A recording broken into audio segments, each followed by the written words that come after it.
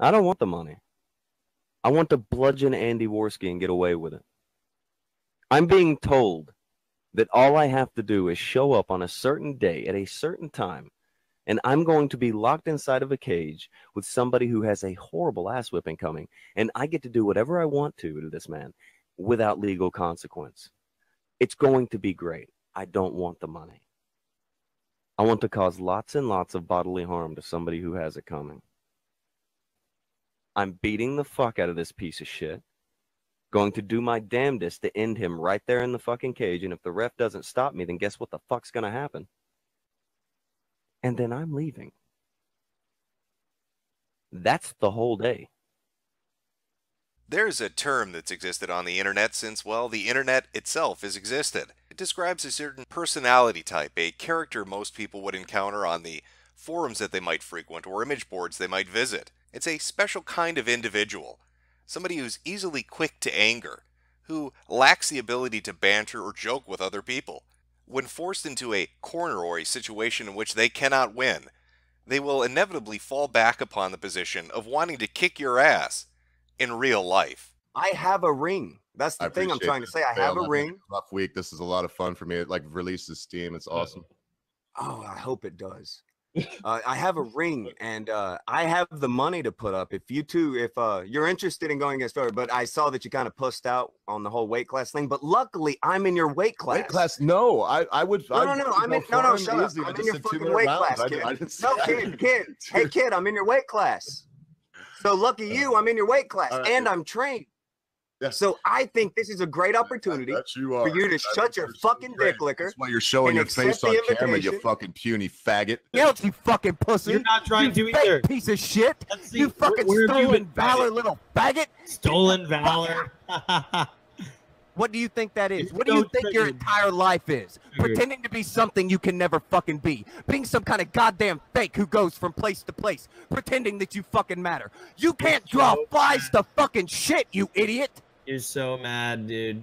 I'm not mad. Funny. I'm ready. There's a big difference. I'm not mad. I'm ready because I'm not a fake like you. I'm not a fake fucking pussy like you are, babe. You're on your own. There's a big difference between mad and ready. I am ready, baked. Unlike you, I am ready when somebody wants to bring something up because I'm not a fucking fake. You're a fucking fake, pussy lips. No. You triggered, my dude? You sound pretty triggered. Oh, I'm triggered as fuck. I would fuck your face up so bad. Oh, shit, I'm sure you would, my dude. You sound so snatch mad your right little now. ass Oh, up so God, you fucking sound quick. so mad, dude. Oh, I'm mad. I would fuck. Oh, you sound so triggered right now. I'm such an internet tough guy. I'm so mad. I would fucking, if I found you in real life, I would fuck the shit up. I would beat you up so hard. I would punch you in the fucking face. I would. Now, this video doesn't exist to give you a deep lore exploration of who Tonka is. I leave that in others' hands. Nor is it a documentary focusing on the fight itself. No, this video hopes to highlight what an internet tough guy actually is, what their behavior will always lead to, and why they should be mocked and ridiculed anytime they're encountered on the internet. Our story begins with the internet personality Tonka. Good old Donga, leader of the trailer park tribe, spends his days hunting super berries. He's not afraid of anyone. He is a man's man, and don't you ever fucking step up to a man. You fake fucking bitch! That is some weak bullshit. Don't you ever step up to a fucking man. That behavior has existed within him, on the internet, for at least 7 or 8 years. Every single person he would encounter who would eventually throw up a roadblock to his bullshit would sooner or later receive a challenge to fight him in real life. But as with most internet tough guys, nobody really gave him much attention. They just saw it as complete bullshit and moved on. That is until a little cokehead by the name of Andy Worski said enough is enough. I will go to the States. I will go to the ring you want me to go to.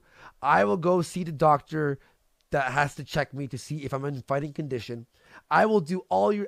I agree. Mid-January, I agree to everything that you have said. Now, to understand the reasons that Andy decided to take Tonka up on his challenge, I need to give you a little bit of background information. Andy Worski was a fairly moderate-sized channel, focusing mostly on anti-SJW videos. That all ended up changing for him on the heel of the Kraut and Tea implosion. With new eyes on his channel, Andy decided to branch out, and he branched out by changing his format. Rather than doing the typical 10 to 20 minute long videos dunking on those blue-haired feminists, Andy decided to host live stream debates featuring people from the alt-right and the left. In fact, one of the earliest streams that he hosted on his channel, a debate between Richard Spencer and Sargon of Akkad, ended up trending #1 on YouTube live streams. Andy would end up building on the momentum of this by partnering with J.F. Garpy, who would soon become his co-host on the channel. Soon Andy found himself with a steady audience of 3,000 to 4,000 people, with thousands of dollars rolling in for each and every episode that he hosted during the weeknights. It seemed that all was going great for Andy. That is, until Tonka inserted himself. And the first signs of this were when Andy decided to end his partnership with JF. All right. Well, I think that it is the end between us two, and I'm sorry about it. But this is my... This is the way I speak on YouTube, and there's no reason for me to lower the standard for you, and I've never sacrificed my intellectual integrity. Fair enough. So it's gonna be the end, and it was fun while it lasted. Yeah, I was gonna say too, like... Now, while on the surface it may seem that JF and Andy had issues with one another, and they did, behind the scenes, there was more going on than what was presented to the audience that evening. Oh my God, you're okay. Look, you in the morning didn't say anything about it being a bad idea. In fact, you were enthused and made it as vulgar and aggressive as possible. I'm backing you up. No, I'm keeping. God damn. So, but you thought it was a bad idea later. So why didn't you tell me it was a bad idea and then tell an audience later that it was a bad idea? Because I told you it was a bad idea for a fucking month. No, you fucking didn't. Boy, you really? You did not say. Really? You were like, well, if you're going to fire him, fair enough. Really? Here's how you do it. Yeah, you did not. When the fuck did you tell him to not do it? Geek was there. Failure was there. Don't fucking lie. Tonka, along with the other co-host of The Morning Kumite, Failure, had given Andy the advice that he needed to dump JF, that JF was disrespecting him, and that it was a smart decision for Andy business-wise and creatively moving forward. And how did that decision work out? I'll let you be the judge. Go put your dilation on, bitch. The dilation is my bitch. Don't steal that shit from me. Get rid of some of that hair. Get rid of some of that hair. Everyone was quiet and they wouldn't be screaming. Yeah. From the height of popularity to a great deep fall, Andy's channel plummeted. Once he was pulling in 4,000 to 5,000 people a stream and making a ton of money, suddenly the views began to diminish, guests stopped showing up, and he found himself having nearly a nervous breakdown. But even with the animosity behind the scenes, even with Andy being somewhat resentful towards Tonka for leading him astray, there still wasn't a direct confrontation between the two. That was until the pedophile accusations hit him. In October of last year, Snapchats were released which purported to show Andy Worski engaging in sexual conversations with an underage girl. You can sit on my lap. I'm already hard. I don't know what he's referring to there. She says, me in my school uniform and just walking down the street. He says, oh my fucking God, I stopped by your school to be a volunteer or something. Go by as your cousin. Fuck you in the broom closet quick. Or like pick you up in the parking lot. The guys who like you go, who's that guy? And as we drive away, you lower your head to my cock. Upon seeing this information released, Tonka decided to immediately begin tweeting out about it, taking shots at Andy and saying that it was just a joke, that he was goofing around and that he didn't really mean it. However, in private DM conversations, it was another story. He believed that Andy was guilty of what was being shown in these screen caps and this video that had been put up on the internet, and he was looking forward to Andy being boxed into a corner and having his life utterly destroyed.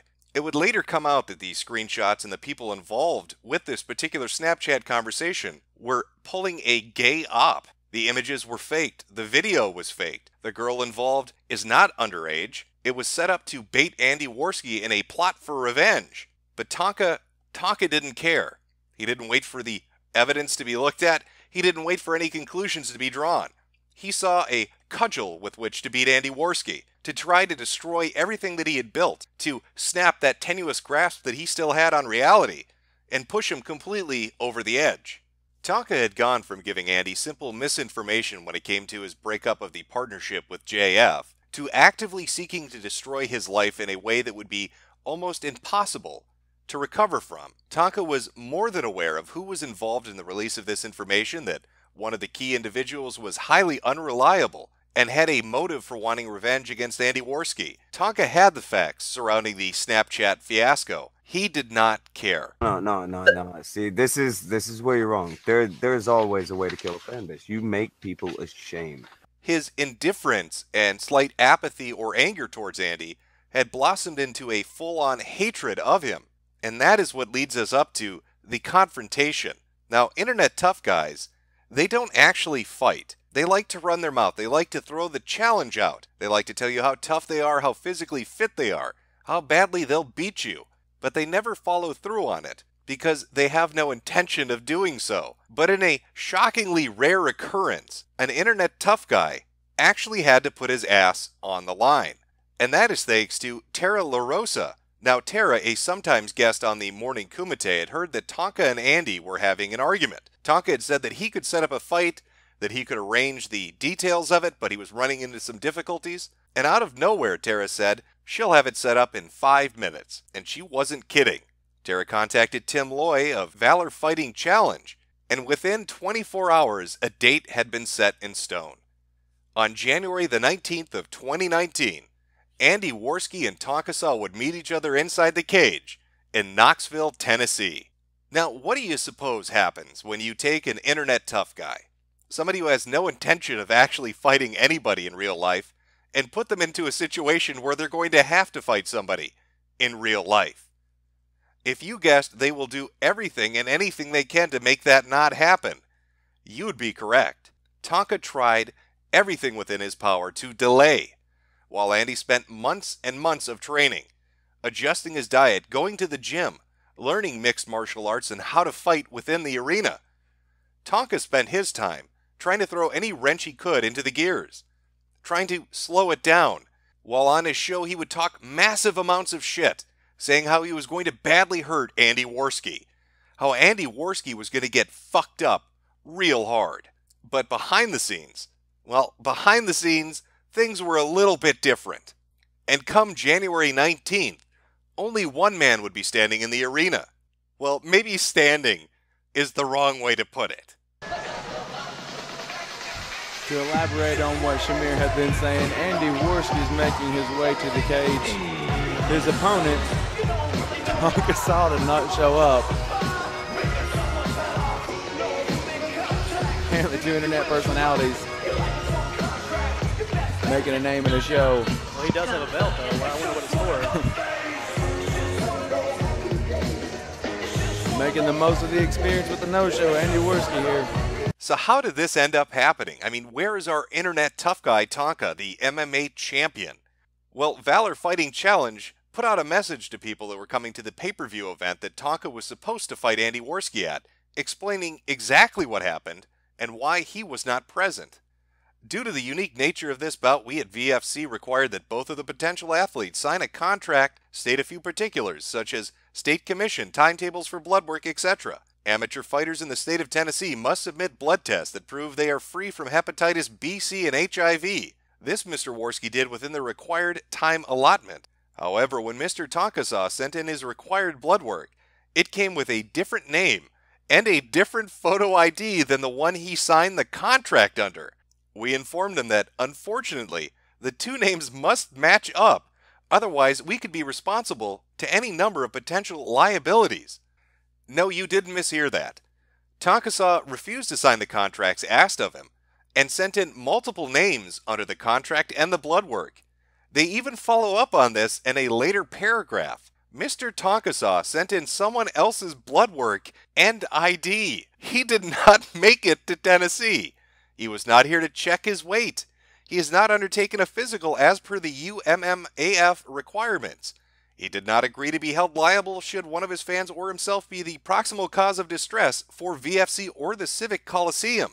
Andy spent months training his ass off and changing his lifestyle just so he could put on a good show, just so he could show up there and defend himself against somebody who had been trying to ruin his life. And the man, the internet tough guy, Tonka, the shit talker extraordinaire, lied about his name, signed a contract fraudulently, sent in somebody else's blood work, wouldn't fulfill his contractual obligations, didn't show up for the weigh-in, in fact, didn't show up at all, even though the people within his community repeatedly said he was gonna fucking be in Knoxville.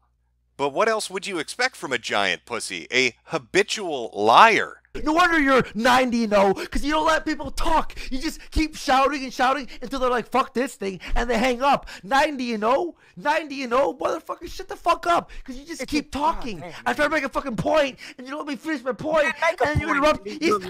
I can't make a point, because you don't shut the fuck up. You keep talking. That's what you've done every fight. Everyone who's trying to bitch, if I can explain one, but you don't let people explain things because you keep just yapping over their fucking show a lie. Well, here's one, but you just fucking will talk over the next sentence and the next sentence. In fact, it's so easy to call this guy out on lies. I was able to make a supercut just to show you. I put this up on Twitter a while ago, but I'm going to include it in the video to give you a better idea of how much he bullshits and makes things up, because it really plays into what an internet tough guy is. It's all bolster. It's all tough talk. None of it's real. Everything that comes out of them is complete and utter bullshit. Is Tonka a compulsive liar in your opinion, says, or Derek Vitalis? I'm afraid so. You want to go to the street? There's messages people sent me. I don't give a fuck what you got sent, bitch. So many people hate you that like we were supposed to go fight in Jacksonville when we were supposed to fight in Jacksonville. And I said I would, and then you were like, he's gonna probably shoot me. You fucking pussy. Who the fuck said that?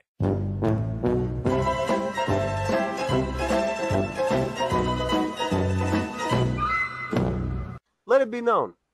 A bit of a modified rule set, and it wasn't coming from me. No knees, no elbows, and no leg locks. Really? I guess the idea of being put in a fucking wheelchair was a bit too scary for Home Slide. But yeah, I just want to confirm if that was a stipulation, because he was like, it wasn't me who asked for that rule, wink, wink. I'm like, what? No, there was neither one of you asked for it. Yeah, all right, man. It wasn't in the agreement. Talking to you right now. Who the fuck am I? Well, they would hear the phone go off if you call where I'm actually at. So I call don't care, Tonka. I don't care. Go grab your fake news and fucking call me. I don't have the number. I just saw you. Go grab your fake news and call me. I saw your trailer park and your little. Go grab your fake news and call me. 2 hours later. Well, where's, I came by there with the van. You don't remember? To put the wheelchair in? Know who you are or what you're talking about. We met 2 or 3 times. I can't believe you don't remember. Where did we meet at? Outside your house. With the outside where? What house? Where do I live? Oh, come on. I don't appreciate it. Oh, you come on. I don't know you. You come on. I had the van. You don't remember? Fuck you, bitch. Daddy, no. I want you to take a moment to imagine yourself in the position of Tonka. Here you are, a guy that spent nearly a decade on the internet telling everybody how badly you're going to kick their ass. Onto your show, onto your morning kumite, Tara fucking LaRosa shows up. She's able to facilitate a match between you and some guy on the internet you've been beefing with. Everybody is paying attention. People are putting in a ton of money. In fact, VFC, because of Tonka's stunt, supposedly lost upwards of $6,000 in refunded fucking pay-per-view tickets. Valor, we've checked the seats that were refunded.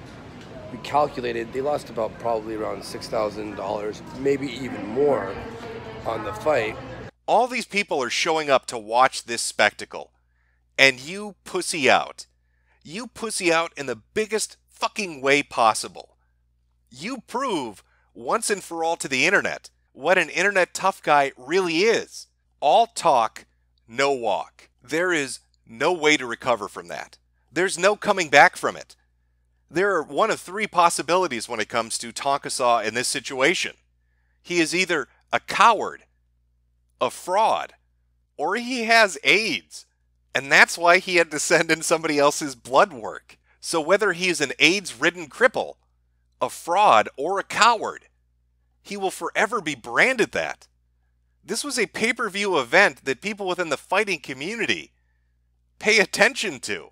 Tonka has built his Morning Kumite show on respecting the fighting game, understanding the rules, and respecting the history.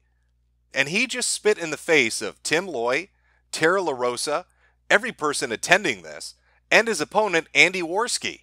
He spent the last 3 months slandering Andy, calling him a pedophile, calling him a retard, saying that he was an idiot, that his show was shit, that his fame had passed, that he was never going to draw an audience or pull in another nickel. Running his mouth constantly, only for the moment of truth to arrive, and he's nowhere in sight. And that is the prime example of what an internet tough guy is. A complete fucking pussy. If you'd like to know more about Tonka Saw and his history on the internet, be sure to check out Toad McKinley's upcoming documentary, in which he'll highlight his entire internet presence from the very early days up until today. And if you'd like to know more about the fight and the events surrounding it, the preamble to it, the fight itself, and the celebration afterwards, be sure to check out Coach Red Pill's fight documentary. Both these videos should be dropping within the next 2 to 3 weeks. I've succeeded at everything I've ever done. There's nothing I've ever done that I wasn't a success at. Not a fucking thing. I say, whoa, Kimosabi. Dead air. I say, whoa, Kimosabi.